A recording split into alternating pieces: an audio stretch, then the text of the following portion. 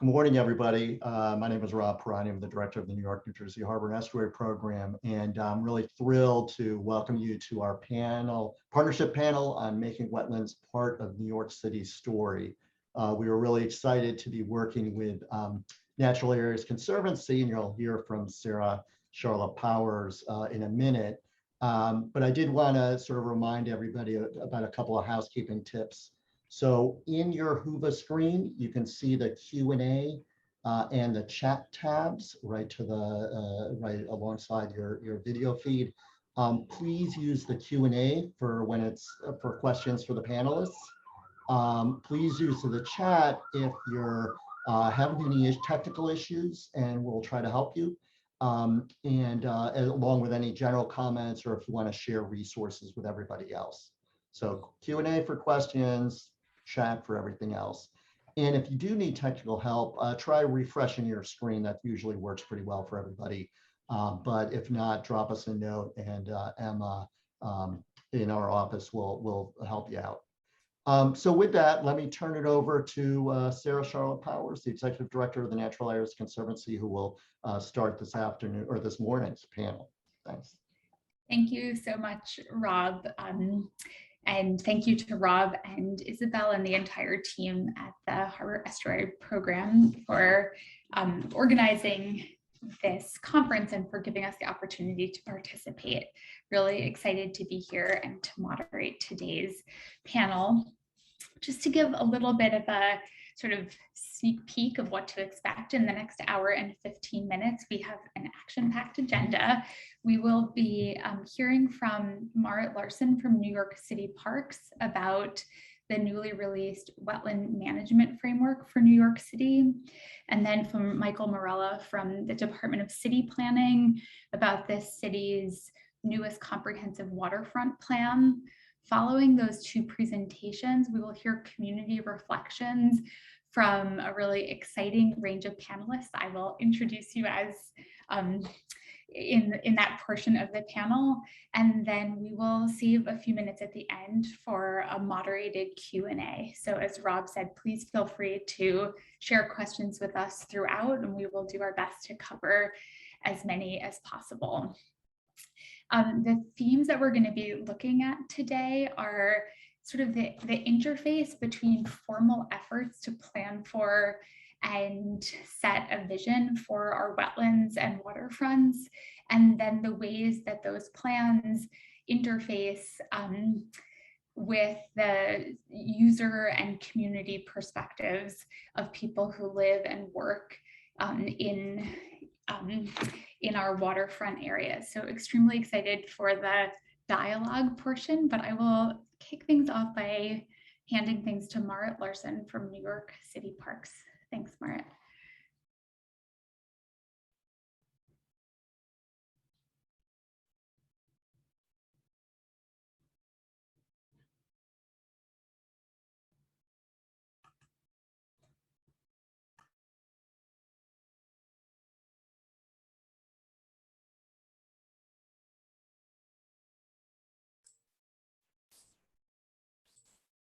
Sorry about that. Thanks. Sarah, do you see my screen? I hope you do.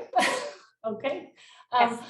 Great. I'm gonna get started then. Thanks very much. I really appreciate being able to be here for this conference and provide an overview of our wetlands management framework. Especially as a part of this particular Harbor Estuary Program conference that focuses on water stories. I'm going to start with just the overview that our emphasis is on trying to protect our sort of in some ways our best and brightest resources left, our essential wetlands across the city. But sorry, looks like I've lost control of the speed of my slides. Sorry about that. But fundamentally, our work is essential in the context, in the urban context it's in. So participating in this a conference that focuses on people's voices is really essential to inform what we're doing. To start, I think that the context of having lost most of the wetlands across New York City is something most people know. We've lost most of our historic wetlands and the salt marshes in particular, and that this map conveys really well. I think many of you are probably familiar with. And we've also lost the vast majority of our freshwater wetland resources. That said, what we focus on is what's green that's left in New York City, which is really significant still. We've got over 10,000 acres of forest, almost 5,000 acres of grassland, and over 6,000 acres of wetlands.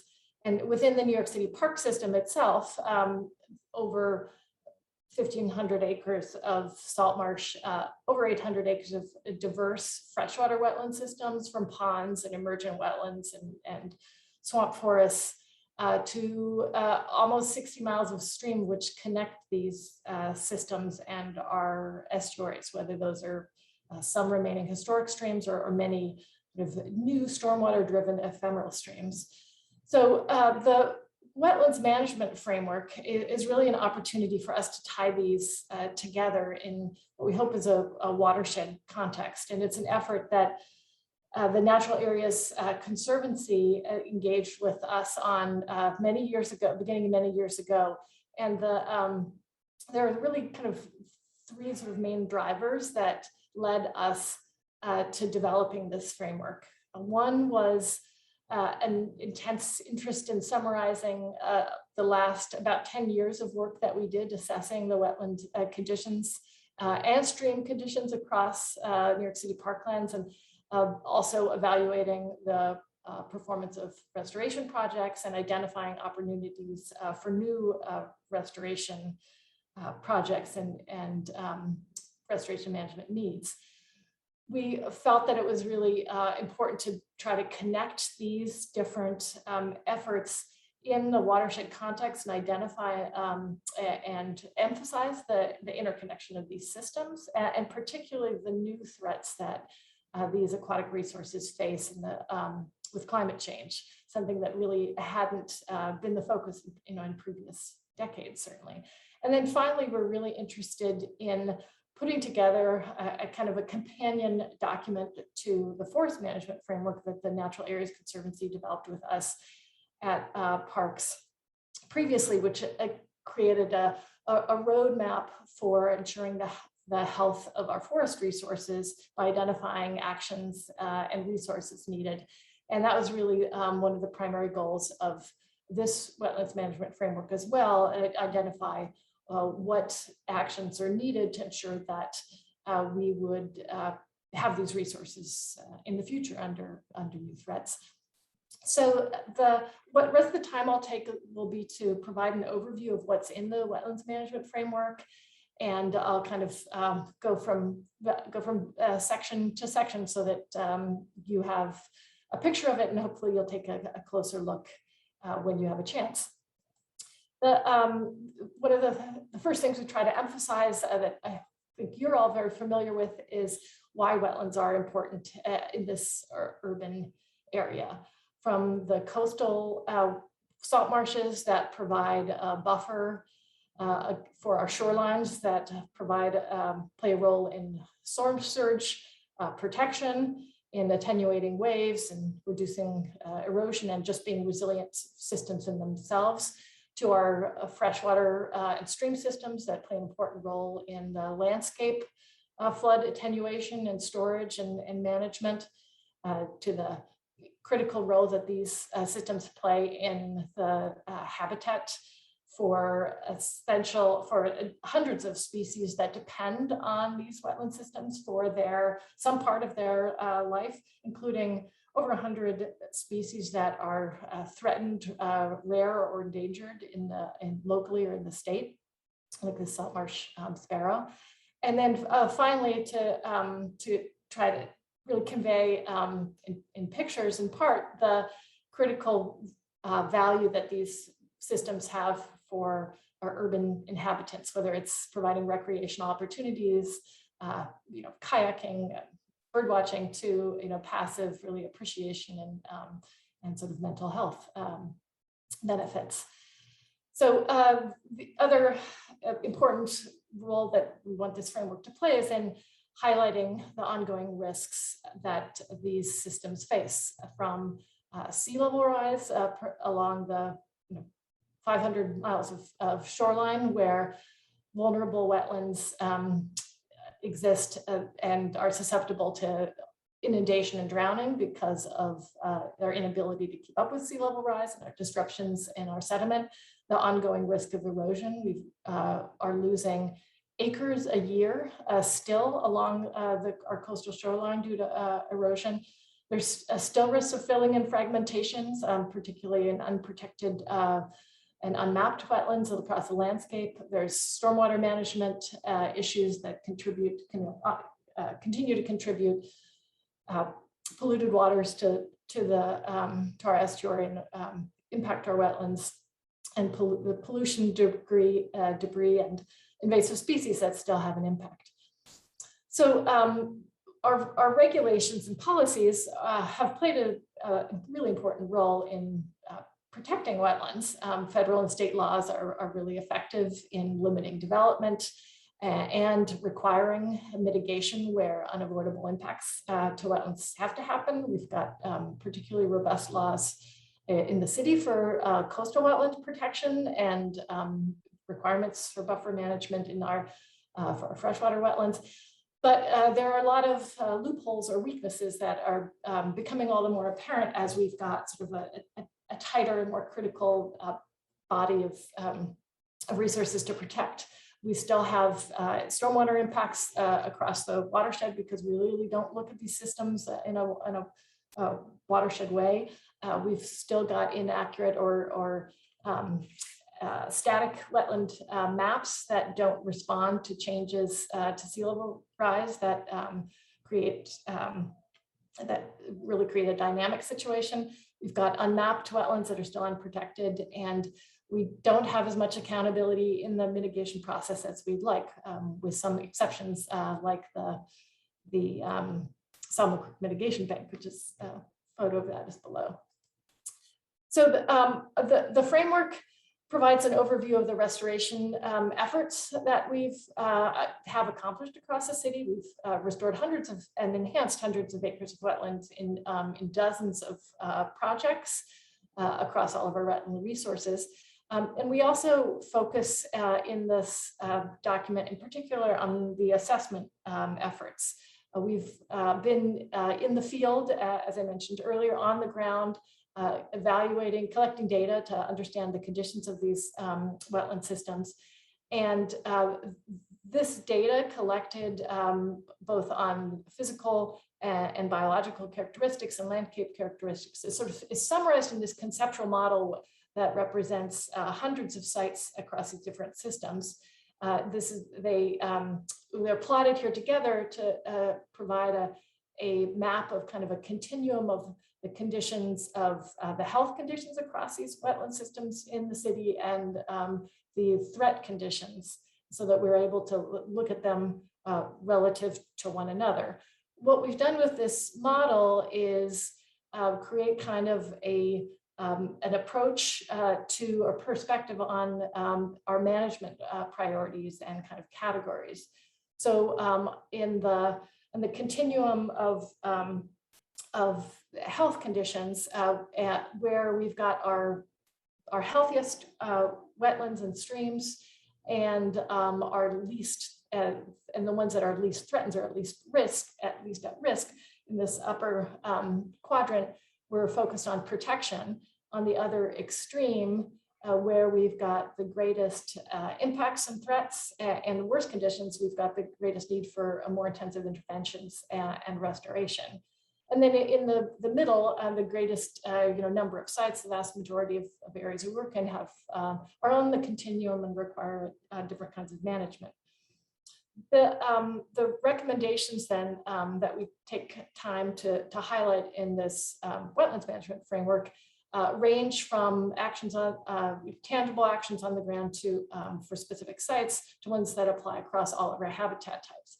And this slide represents two critical types of actions that apply to all of our resources, including the need to engage with communities to both to show and provide access to sites that are perhaps viewed as kind of other or inaccessible. And then also, I think this conference highlights the need in engaging with community to actually get input from people, from others who aren't actually part of part of the government, part of our system, to get input on what they need to see. And then monitoring and management, monitoring and assessing the conditions over time and the impacts of our actions is also important across all types of habitat. We've got numerous on the ground recommendations for restoration that we explained in the wetlands management framework, from managing stormwater in the landscape and invasive long streams and removing debris to larger, more costly interventions like removing fill, adding sediment to wetlands, and protecting wetland shorelines through various living shoreline approaches. We identify these potential actions also across the city as in this map that illustrates specific locations. This is associated in the back end with a database that that allows us to respond to potential funding opportunities, because we've mapped hundreds of locations where we've got recommended actions and associated costs. And this again is an opportunity, I think, that will be this conference highlights to get input from the community about these kinds of actions. Another really important action that we focus on is the need for protecting property and acquiring it and bringing it into the conservation realm through acquisition and transfer. So transfer referring to identifying parcels of land that belong to other city agencies that can be brought over to the park system for protection. And then acquisition, looking particularly at sites that will be vulnerable to flooding in the future and really shouldn't be developed, and looking at the need to prioritize these sites, identify mechanisms for doing this this kind of acquisition more efficiently, but also in, I think, in a fair and equitable way. It was particularly when we start to move away from less remote areas, like is shown in this aerial photo, to perhaps areas where there are actually communities that need to be a part of that process.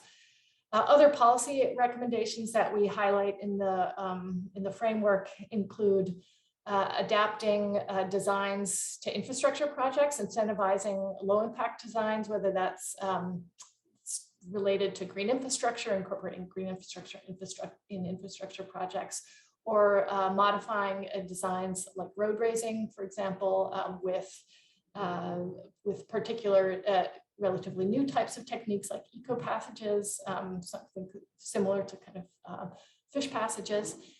We're also highlighting the importance of improving regulatory protections, as I mentioned in the beginning, improving protections for small unmapped wetlands and their buffers, something that makes freshwater wetlands in particular vulnerable in the city, and then also highlighting the need to enforce mitigation outcomes. So finally, I'll just wrap up by reiterating the goals of the framework.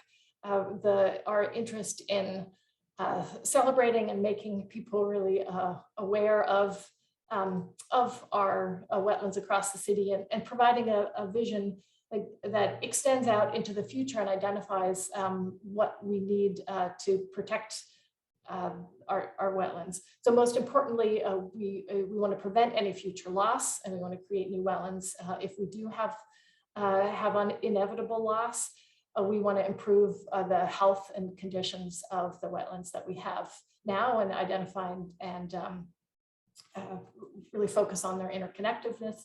And then to do this, we have ambitious goals, and because we have a really intense needs for funding and providing resources for this restoration and management and stewardship. And finally, we need a commitment across our agencies and with our partners to expand the impact effectiveness of our conservation policies and policies that can help achieve the goals of healthy wetlands for everyone. With that, thanks very much for letting me provide that overview. Thank you so much, Marit. I want to just remind people that the question and answer function is open, and to please send us your questions for speakers as they come to you. And I will hand things off to Michael Marrella from the Department of City Planning. Thanks, Michael. Thanks. Yeah, thank you, Sarah. Thanks to Rob and Isabel and the Harbor Estuary Program for the opportunity to speak with you this morning.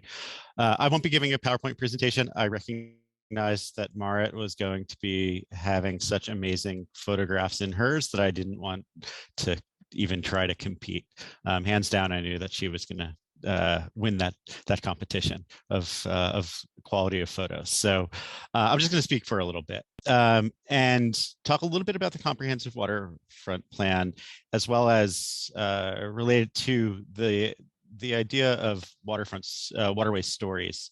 So the comprehensive waterfront plan is a document that the city puts out once every 10 years that is intended to be a vision for the city's 520 miles of waterfront and our waterways. And it encompasses all of the city and all of the various uses and needs along our waterfront.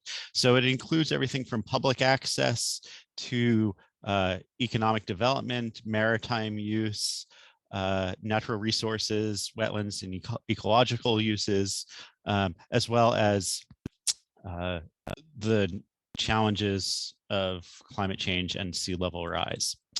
And so the document is quite wide-ranging, and the newest plan is going to be coming out shortly within the next few weeks by the end of this year. But I want to talk about the story of the city's waterfront as it relates to wetlands and particularly to water quality to start. So the contemporary story of the waterfront is that in 1992, the city issued the first comprehensive waterfront plan, which was in many ways a revolutionary document insofar as it was the first document that took a look across all 520 miles of our waterfront and suggested that we plan for development differently along the waterfront than elsewhere within the city. And it was the first document that recommended, the first public document that recommended the creation of waterfront zoning that served to require public access along the waterfront when sites got redeveloped for higher density residential and commercial mixed use. And that was incredibly important because it really marked a turning point in how we develop and how we really look at our waterfront. And of course, in the 30 years since that first comprehensive waterfront plan, you could look across the waterfront, across the city, and see how much of our waterfront has changed. But I would argue that that 1992 date, while important, is actually in some ways the midpoint, because among the most important changes along our waterfront occurred in 1972. Almost exactly 50 years ago, was the establishment of the Clean Water Act, the national policy. And it was that document, it was that law that really changed how we went about regulating and how we went about using our waterways. And it was because of the significantly improved and cleaned waterways that started in the 1970s and through the 1980s and into the 1990s that allowed for the city to even contemplate or encourage redevelopment along the waterfront and recreational uses. And of course, with the improved water quality comes the return of the flora and fauna. And particularly now we see the rise of the return of the megafauna in New York Harbor with whales and other species that kind of capture our attention. But again, I want to just focus for a second on the importance of the Clean Water Act as a way of really the precursor or the prerequisite for everything that came thereafter along our waterfront and in our waterways, and just how important that was. And that really led to the embrace of our waterfront for a variety of different uses. Now, fast forwarding 50 years back to the present, we're now on the precipice of releasing the third comprehensive waterfront plan. And this document very much embraces all of that which Marit presented about the wetlands management framework. And it's about improving water quality throughout all 5 boroughs and building upon key agency and public partner collaborations. Marit touched only upon a few of those things, but it's everything from the uniform stormwater rules, the daylighting of Tibbetts Brook, for instance, the expansion of the Blue Belts program on Staten Island, and so many more. We're also looking to protect ecosystems, support ecosystem services, and enhance biodiversity of our natural waterfront, including in-water strategies. And there's so much within that.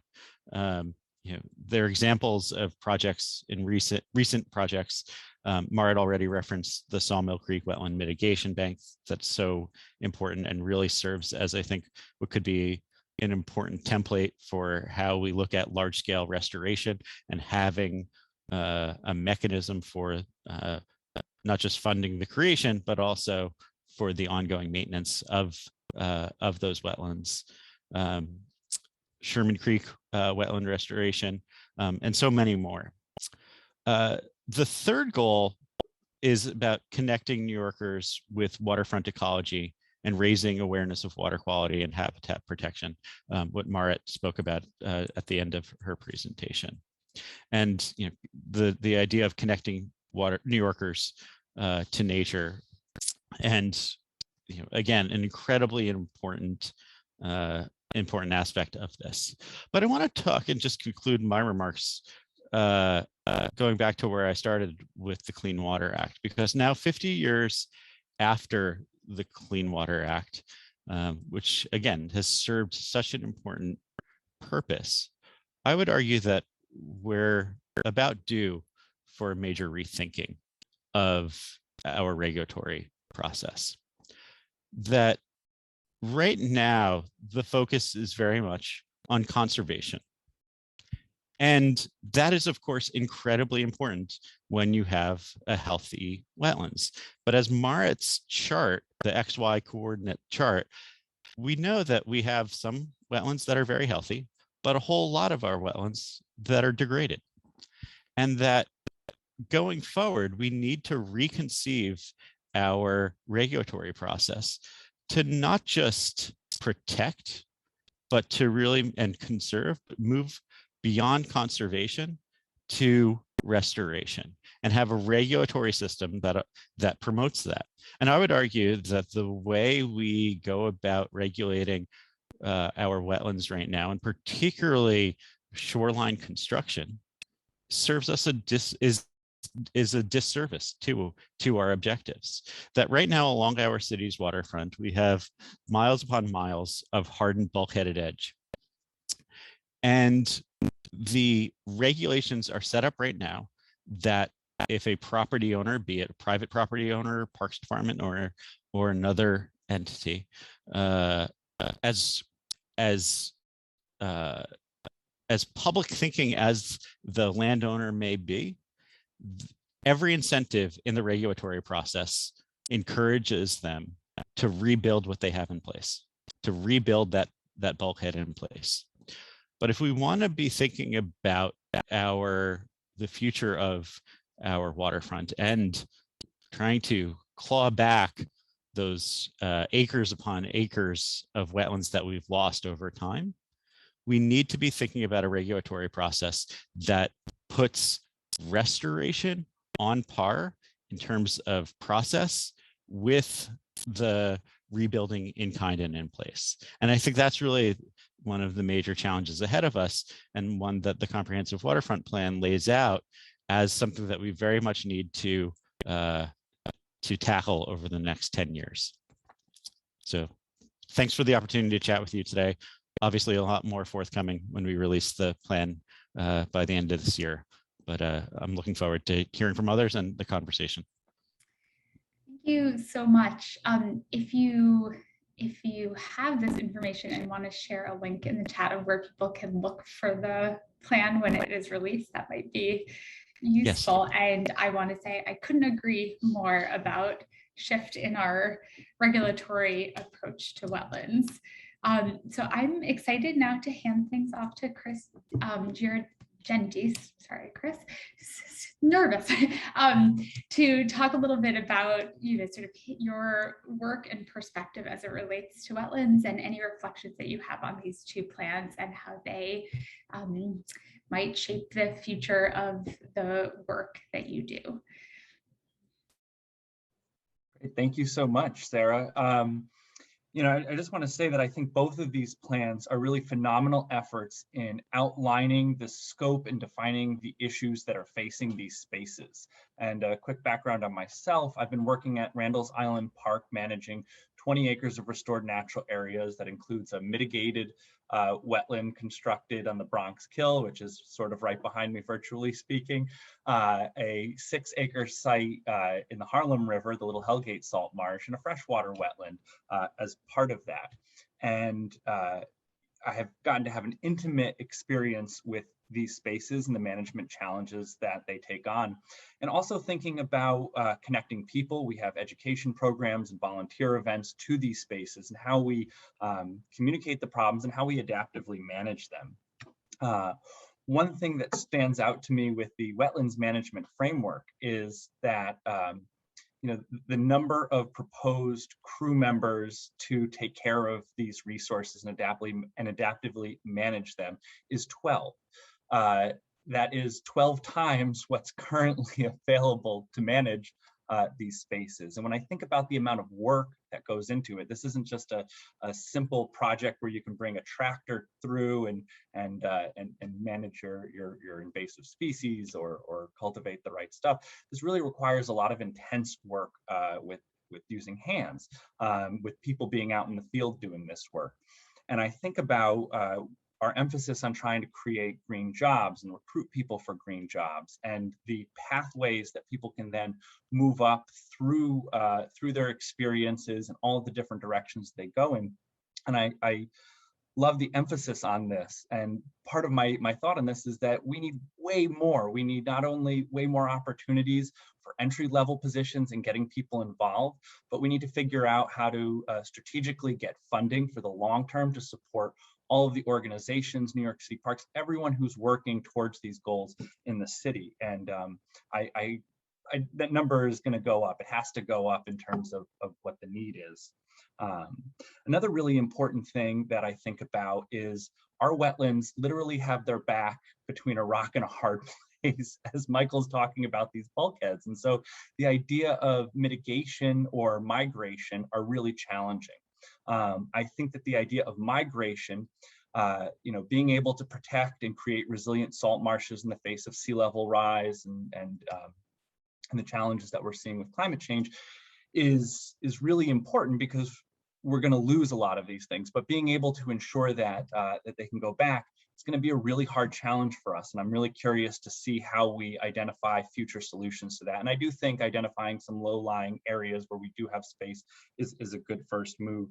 But I guess I just kind of want to end, because I think my time is starting to wrap up here, on emphasizing how much we also don't know when it comes to mitigation and how to get a salt marsh back or a wetland back to its full function, to understand what those ecosystem services are, and the importance of taking an ecological approach, not just the hard science of it, but the social science of it as well, and including things like urban planning. I love the inclusion of green infrastructure and how we can think about the roles that those can support our resources. I also think that partnerships with local research institutions to understand how, say, shellfish can actually improve water quality, reduce nutrients, or provide us these other benefits is an area where we really need to invest and think about how we can do more with. And I'll leave it at that. I could say a lot more, but I'm going to leave it at that. Thank you so much, Chris. I think you've raised a lot of really great points and really complementary points about both the, I think, unknowns in terms of what works and what doesn't work long term, and how that sort of fits or should fit within our planning horizon and approach. And I think also couldn't agree more about the need to pair together really strong regulatory approaches with the kind of investment that really will make those sort of reframings highly impactful.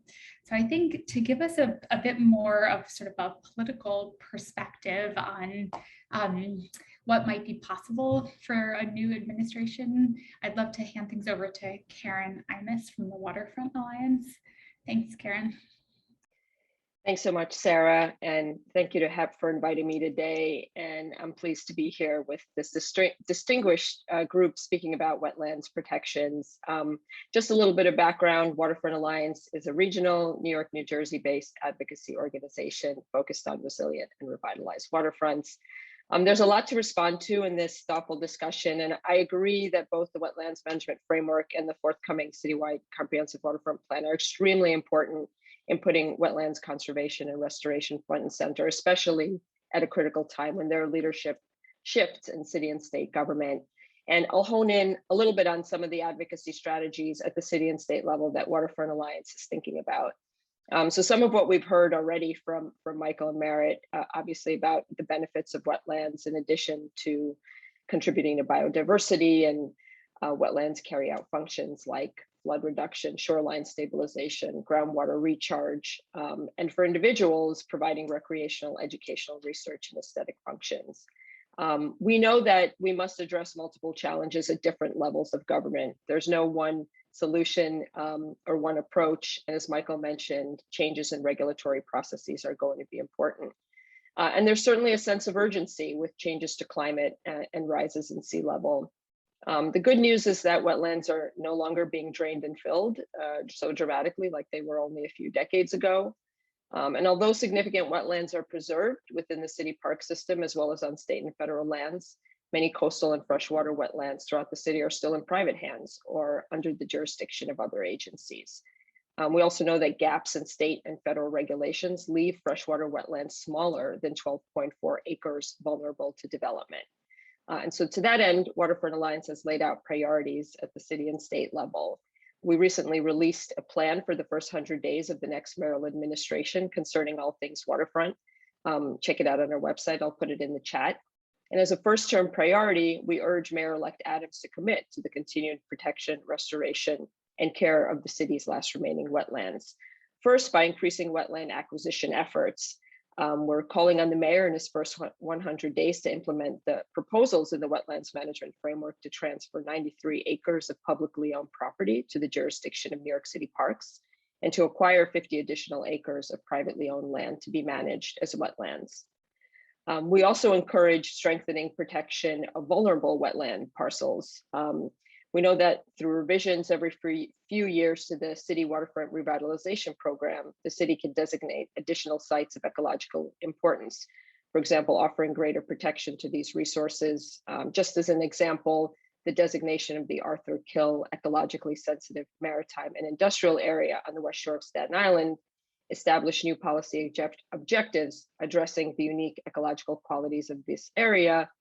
And this basically encourages redevelopment that both supports maritime industrial uses and protects ecologically sensitive areas. And the same kinds of designations can be considered to sites around Newtown Creek or Sunset Park.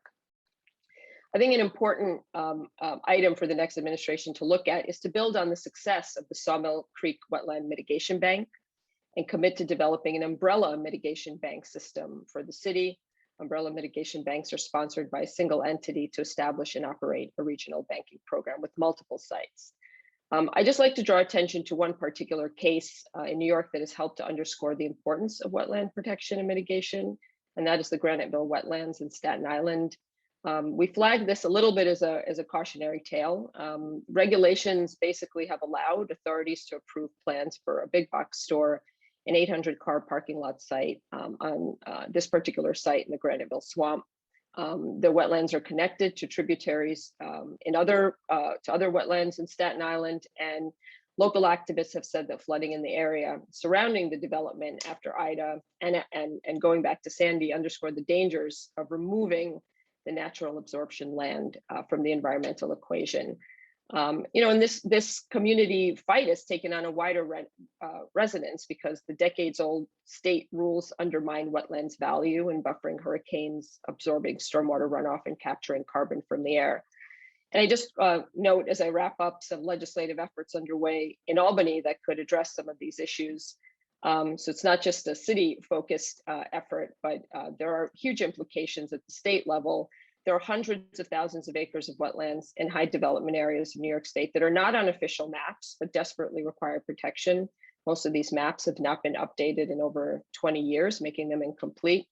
There's a piece of legislation in the legislature that would preserve New York State Department of Environmental Conservation's authority over wetlands 12.4 acres and larger, but expand the department's authority over smaller wetlands of particular importance. And this effort will be the equivalent of adding and mapping 1 million acres of wetlands under the state's protection. So I'll stop there and just again wrap up by saying there's no one solution or approach to wetlands protection, but a strategy for legislative and regulatory approaches, as well as financial incentives and investments at the city and state level will be crucial as climate hazards increase over the next few years and decades. Thank you. Thank you so much, Karen. And I think putting the plan for the first 100 days in the chat is great. Really appreciate you highlighting the complexity of working at multiple scales of government and multiple geographic scales concurrently. I'm excited to turn things over to Tanasia Swift, Paola Garcia, and Abby Jordan to provide us with a community perspective and a perspective in their respective roles. So I'm going to hand things to Tanasia first, but if you can each just introduce yourselves and your affiliation as you start speaking, that would be great. And thank you so much for joining us. Awesome. Thanks so much, Sarah. I really appreciate being here today. So as mentioned, my name is Tanasia Swift, more professionally known for my work with the Bay and Oyster Project, but I'm coming to you all today as a community member, a native New Yorker, and just someone who's really embedded into the work that's happening around our waterways. I also agree that I'm hoping that the new administration would prioritize the comprehensive waterfront plan in a way that prioritizes resiliency and also public access, so that we're moving from less of those sort of like great infrastructures and hard bulkheads, but moving in a management in which we are having those wetlands protected. I think most people in New York City know New York City parks, but they may not know too much about their wetlands. So I think, having that a priority for the new administration is something that we desperately need. But as mentioned, I'm going to pass it on to my fellow water women to go ahead and sort of like introduce themselves. So Paola, I'll give the floor to you. Thank you, Tanasia, and hello, everybody. Thank you for the great work. I think we are all really enthusiastic about this topic, and there's been a lot of talk about policy and now community engagement. Quickly, I've been an educator, most recently with the New School, where we covered sustainable systems, and cultural literacy as well as climate literacy is really important to me. I've been an interpreter. I'm an accredited green roof professional, and I learned a lot about all the layers involved, all the disciplines, engineering, botany, design, and it's really layered. And, you know, we need everybody's insight and perspective, and we need to try to find more creative ways, I think, to engage everyone who's maybe not dedicated fully on a professional level to study the science behind this and what we risk to lose. I know Abby will talk a little bit about herself, and maybe we'll give her intro after I just say a couple of points and keep it in a time frame. We came together to start Water Women group because we all understand how powerful and healing it can be. We can recalibrate and re-energize with water. We've all come off a really heavy year of loss and social injustices and extreme weather events.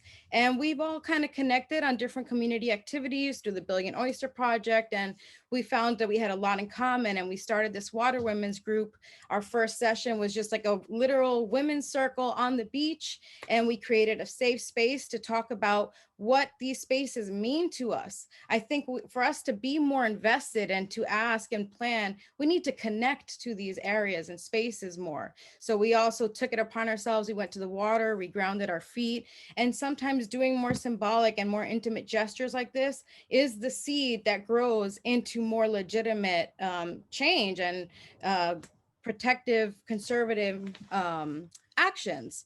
So we think that there's a lot that when we caretake, that care takes back for us. Healing with water is not new. Many civilizations have done it. You have temples near mineral springs. There's a lot of purification and power with water and nature and birdsong. So, you know, how can we be creative to attract more funding or support across all the silos? And we've had a couple of different activities. Also, you know, we want to see people of color and more vulnerable, or the communities that are most vulnerable, leading the way with these initiatives. There was something pretty creative that we took part of with the Black Rockaway Surfers organization. They did a paddle out for 9 minutes and 29 seconds. That was also symbolic of the time that the officer had his knee on George Floyd's neck. And we raised awareness. It was a beautiful fusion of activism, of stewardship, of sport. And there were some side events where there were some beach cleanups, and it made it fun. It made it more, not just informative, but just powerful and engaging. And how can we create these fun or, you know, but substantive pockets of action? There's awareness and there's direct action. So there are many things. As a GRP, I've learned a lot of what is already enforced in the frameworks that we have blueprints for. There's sea level rise, parks, water, those are sinks for carbon. We need to understand how this science works. So if we can also find engaging ways, or either people with celebrity. I know there's an engineer, Mark Rober.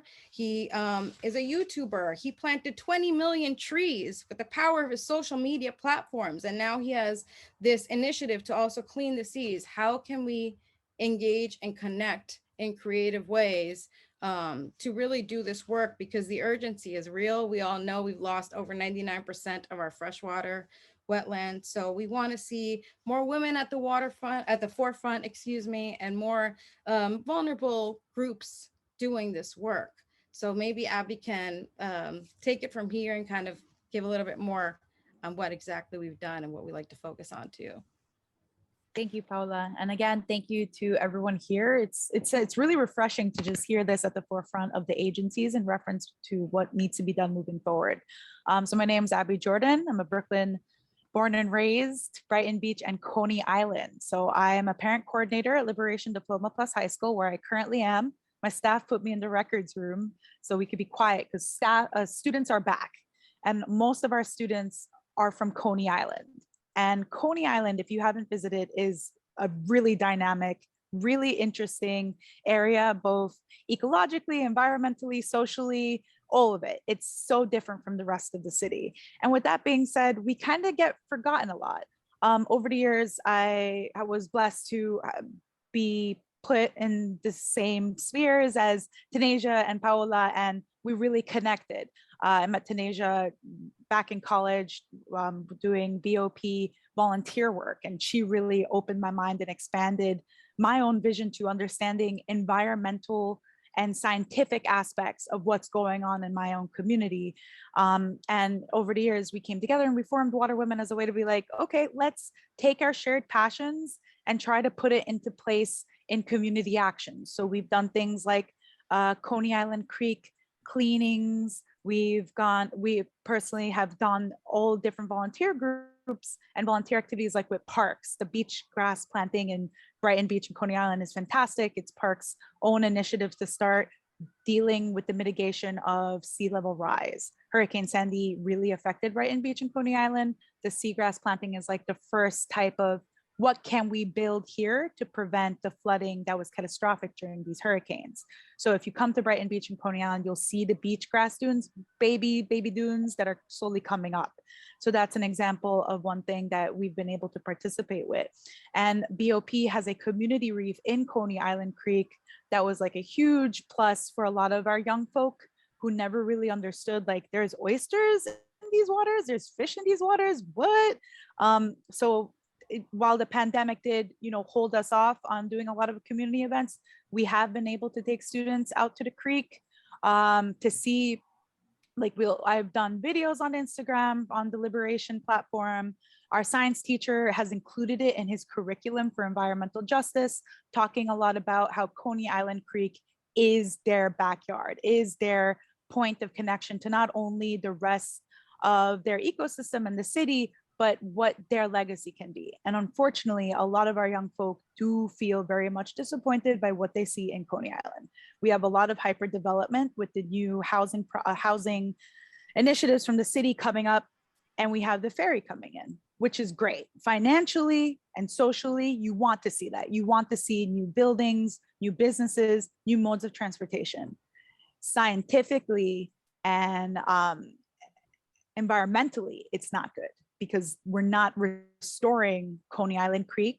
We're not listening to the local organizations like the Coney Island Beautification Group, Coney Island Creek Advocate Group, and other community work that has been pushing for either the creek becoming a Superfund site or becoming a site of pure restoration and preservation. And it's hard. Community folk who are older want the transport, community folk who are younger see the altruistic value in keeping the natural and blue space and see like the need for both. But as you know, it's hard to communicate that with folks in terms of having a compromise. It's either one or the other. And that's what's happening, unfortunately, in Coney Island with the creek. But moving forward, hopefully, as a parent coordinator and community advocate in Coney Island after all these years, the main piece that has improved is the direct public access, which I know the framework necessarily calls for, and all of these organizations and everyone here really is probably a part of. By just talking about it and asking students, what they think, or just even like taking a walk on the boardwalk with them, it opens their minds and makes them think differently about the city. A lot of our young folk here in Coney Island were young when Hurricane Sandy hit.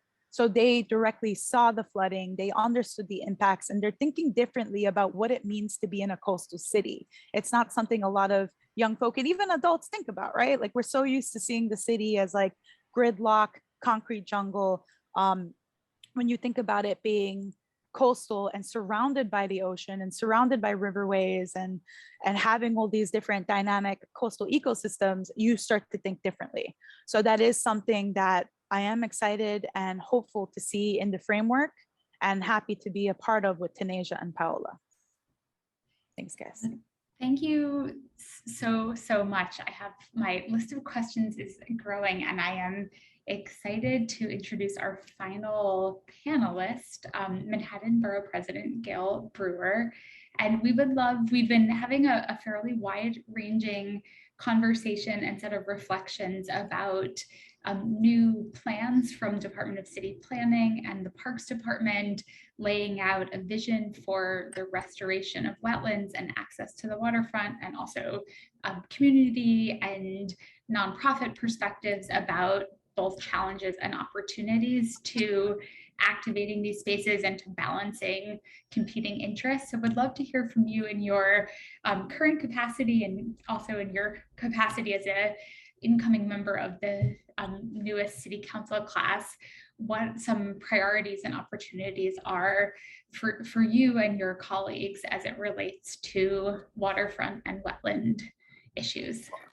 Well, I'm very Manhattan centered, so I don't know, except I am so in awe of, Jamaica and all the other places that exist in our, many, many gazillion miles of waterfront. So I'm just always supportive of opening up wetlands, no matter where they are, and making opportunities to get to the shore. Let me give you a small example. I'll try to be, broader in scope after that, but I'm very proud of our, what we call Brooklyn Bridge Beach. Now it's in Manhattan, let me be clear.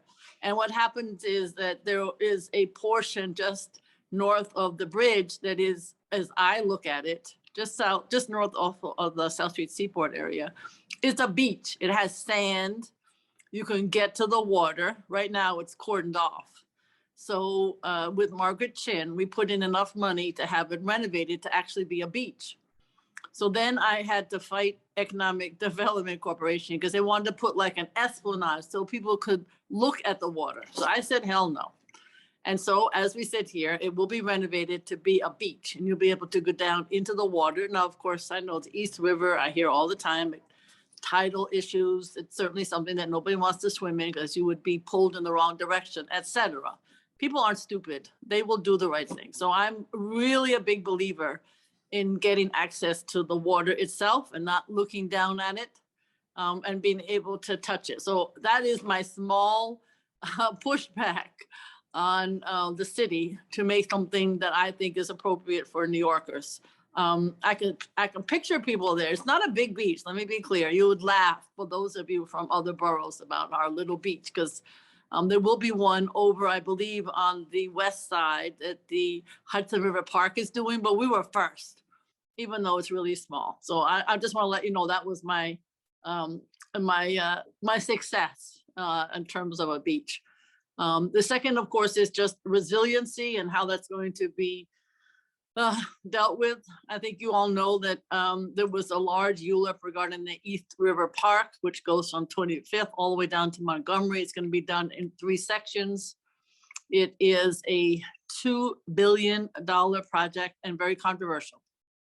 But obviously we know that during all these past storms, the Lower East Side was, I can't even tell you how swamped with water and destroyed, and some of the NYCHA buildings still haven't been completely restored in terms of their boilers. So long story short, that's ongoing. And we have written a letter asking for more information in terms of some of the challenges that exist in terms of construction. It'll be done in 3 different phases. So, that's a big, big resiliency project. I think it's the biggest in the city, but there may be others that are taking place in other boroughs. And then, of course, in terms of resiliency and access to the waterfront, which just like you, is a huge issue for me. We are finding out altogether what it would look like resiliency project in the South Street Seaport area and what I call financial district. The mayor put in just recently 110 million. I think there was another 100 million from federal money. But what that will look like, one possibility is to build out into the river. However, those of us who know that that's a possibility do not want to see any buildings on it. Green is fine. But, again, who does the ongoing maintenance? How do you, restore it without some kind of revenue coming in? Those are all issues to be discussed. But I think people should pay a lot of attention to that particular project. And then, of course, there's, there's money now for the Esplanade, which is basically East Harlem and Upper East Side. And it's always a complaint because the people on the east side of Manhattan complain that the people on the west side of Manhattan have Hudson River Park and Riverside Park, and it's not fair. So to the credit of the mayor, he put in, I don't know, it was millions, $200-300 million to restore the east side. And there's a beautiful pier there, which I hope, it's on 107th Street, which I hope gets restored so that people can get down to the water and it is something that they can touch. So that's happening. Obviously on the west side, we have the great work that's being done by Hudson River Park and Riverside Park. So those two parks are well established in terms of what they want to do. There's a lot going on, but you can be sure that there's more money needed. There are several piers that are piers, but there's nothing happening on them because of the lack of funding. And Riverside Park is so well utilized that every time you turn around, there's more people in it and needing more money. So, and in some places in Riverside Park, you can get to the river. I'm very partial to the 79th Street boat basin. It's one of the few places that boats can be lived on, and the Parks Department hates liveaboards. I love liveaboards because I think, you know, my friend raised her children there. How cool is it to say that you were living on a boat and went to school in the neighborhood? I'd like to see more of that. There are 20 slips now that are actually liveaboards, and there are 52 that could be. So I won't get into all the specifics, but as we speak, that marina is being dredged. We were tried to do that for about 20 years, so we're glad that's happening. It's a little challenging in terms of the time frame that the liveaboards have to be out of their spaces, and I want to make sure they come back at the same rent. And I would like to see more liveaboards, so that's always a challenge. There is one dock there, Dock A, which is accessible to the public. I hope that stays accessible during this time period. I don't see why it couldn't, but just so you know, that's another aspect. We want to use that more. We have up toward Washington Heights at Dykeman, there's a beautiful beach there that is now much more open to the public than it has been in the past. And I think it too could use some more programming and more access and letting people know it's there. There's a great restaurant right nearby. And again, without getting into all the nuances, it is inaccessible. Obviously there's a canoe club right nearby and a restaurant right nearby and a lot of access, but I think we could be doing more. We've been trying to get Hudson River Sailing to have some more boats up there. The Coast Guard and the city are sort of at odds as to what boat should be able to be used for the students. And then of course we have the islands, you know, be clear that Governor's Island is in the Borough of Manhattan, Roosevelt Island is in the Borough of Manhattan, and then there's some other, you know, scattered sites. We obviously have Randall's Island and Ward's Island. I think that, you know, there's more that Governor's Island. I wasn't crazy about the prospect of tall buildings on the island, so I wasn't happy, but I hope that the climate center is something. I think there are about 8 or 10 proposals that have come in. I hope that they are appropriate in terms of what the island needs. We've given quite a bit of money for access for canoes and kayaks and access to the waterfront. Same thing that we've been very supportive at Roosevelt Island, making sure that there is access to the waterfront. And of course, all of this is great, but you have to have ways to do that. And there's nothing more important than Hudson River Sailing or other canoes or other kayaking or other free opportunities for students and families to be able to, you know, make sure that they know that the waterfront is there. It's one thing to look at, it's another thing to be on it and figure out a way that it can be helpful to you and your family. I just went to an event with the Hudson River Sailing, and the excitement of the young people who are sailing was something that you want to hear over and over and over again. And unfortunately, you know, funding is always an issue. They need more funding to be able to teach students how to use the water. I love the Waterfront Alliance because they certainly do that on a regular basis, and we can't do enough of it. So I don't know if that's exactly what you're looking for. We don't have a lot of wetlands in Manhattan. That's great. Thank you so much for sharing your perspective. Really appreciate it. And I'm going to go into a couple of the questions from the audience. And the first question is about balancing conflicting priorities of the current and we anticipate future administrations between wetland restoration and natural shorelines and the need for more affordable housing. And I'll hand it first to Michael Marrella to talk a little bit about sort of your agency's perspective on how to strike that balance, and would also love to hear from one of the community or NGO representatives about kind of what you see as working or not working in terms of process around this type of decision making in your lived experience? So Michael, I'll hand it to you first. Sure. Thanks, Sarah. And I think it's a great question. Though I would challenge the premise that I think that it's not so much that they are, in fact, competing objectives on the large scale. You know, I think there are certainly certain projects where you have a wetland that is in direct competition with a development proposal. But by and large, in the city of New York, it's actually the development of sites that offers the opportunity for restoration at the shoreline edge. And that's incredibly important because, again, we are at the state in our environment where conservation is insufficient. Just the status quo is insufficient. And so allowing for development on the upland portion of a site and using that water's edge to create an improved or enhanced ecological benefit at that shoreline is so incredibly important. As I suggested earlier, though, the regulations fight against that. And so more often than not, a developer or a public sector entity, a parks department or any other entity is going to be incentivized to rebuild an existing bulkhead. And that's really the challenge before us, is figuring out to change the regulatory system that encourages that ecological edge design and takes advantage of the fact that there's an impetus there with that development. Thank you.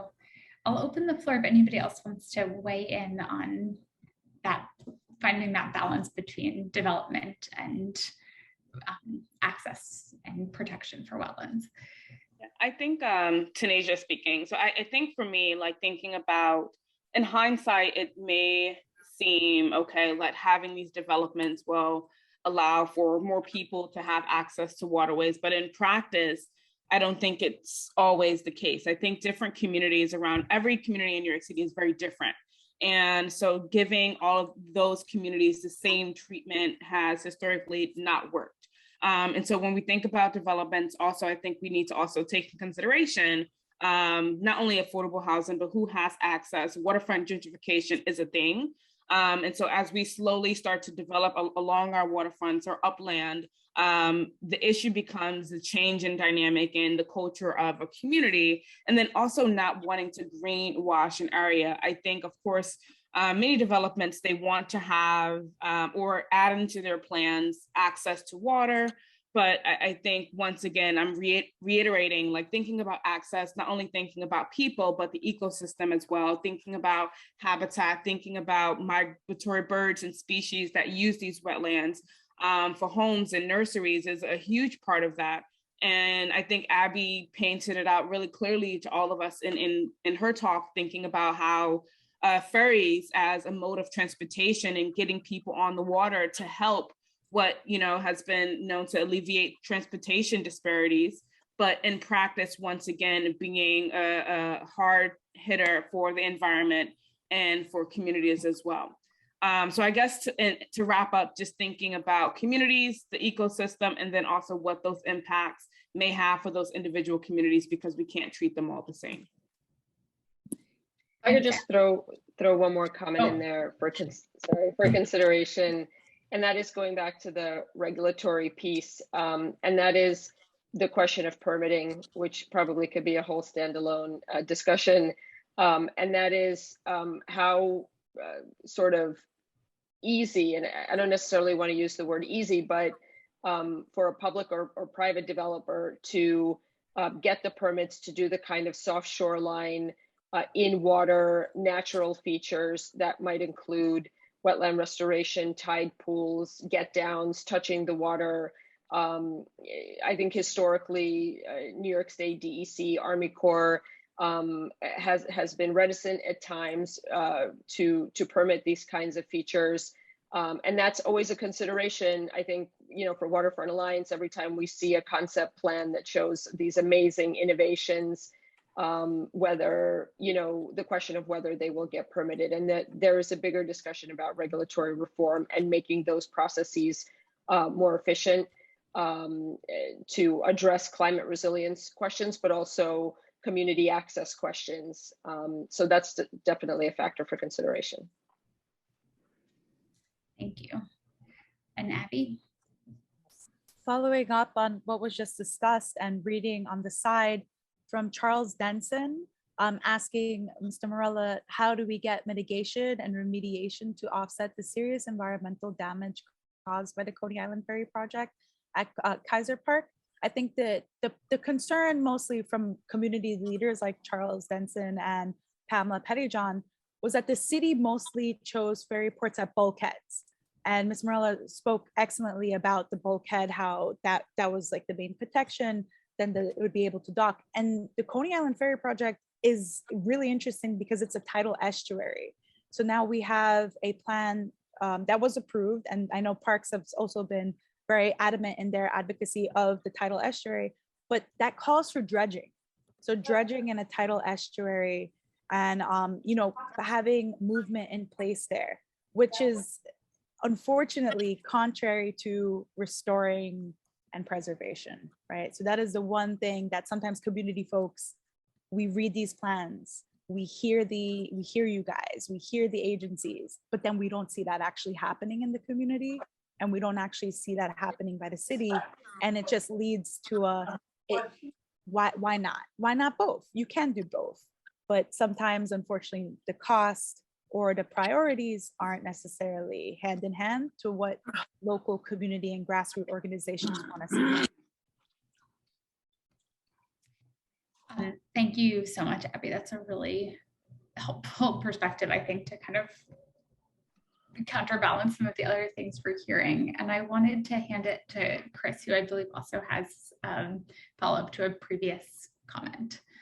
Yeah, and I think sort of related to everything that's been just sort of said, thinking about the opportunities or the challenges that the regulatory frameworks are putting in front of innovation or creating models that can meet the needs and be responsive to communities, we've run into some challenges ourselves with trying to think about various shorelines in the park. And, there's a real emphasis to replace things in kind, which makes some sense sometimes, but it also stifles, in our experience, sometimes the ability to come up with more creative solutions to issues. So if you wanted to create something to break wave energy or wake energy in the shallows, it's a huge issue that's really hard for a group like ours to perhaps overcome from the perspective of DEC. Or if you want to do something that's innovative, you're going to we've continued to run up against some of those walls, or maybe more appropriately bulkheads. And I think that, being able to create something that allows for more of that experimentation, and again, going back to emphasizing the ability to study these, I think even allowing certain case studies or pilot projects to go out there that we can then learn from and say, good, look, here's the background, here's the information on this. And I think this is a huge issue with marsh loss as well, because if our marshes are converting to mudflat and we're being told by the regulatory agencies, well, mudflat is a essential habitat and you can't build the salt marsh back there, we're kind of having this ebb and flow where we're going to find that we're maybe not able to do things in the timeframes that we need to do them. Thank you so much, Chris. I see that we are at 12:13, so I think that I may just ask all the panelists if you have any thoughts about opportunities for attendees to this panel to get involved with the organizations that you work with or to learn more about the plans. Please feel free to take a moment to put links in the chat or to add stuff directly to Huva. And I wanted to just offer a really heartfelt thanks to everybody for participating today. I wish we had more time because I feel like we could probably dig into a much longer discussion. I hope that we'll stick around for the rest of the conference. And I am really grateful to each of you for your perspective and for taking the time to join us today. So thank you all so much for participating. And likewise, let me thank Sarah and all the panelists. I thought it was a great conversation, and obviously just a lot more that we can talk about and we'll talk about. One way of doing that is if you have a question or a concern or want to start a conversation, please jump onto the community board. You can post it there, and that's a great way to get involved. Otherwise, just some highlights coming up. We have a couple of panels this afternoon. 12:30, we're going to be exploring fishing with a lot of great panelists to talk about creating community with every catch. And then at 4 p.m., we're going to be talking about creating spaces for youth in our work and supporting their growth and community leadership, another important way that we can engage folks and build those bridges between our waterways and community. So thanks again to the whole panel and to Sarah and to, I guess now, do I say Councilwoman Brewer? I'm not sure. Is it still Borough President, I guess, for now? Just Gale is fine. Just Gail, there we go. Okay, well, a special thanks to Gail. Thank you. And we'll see you at 12:30.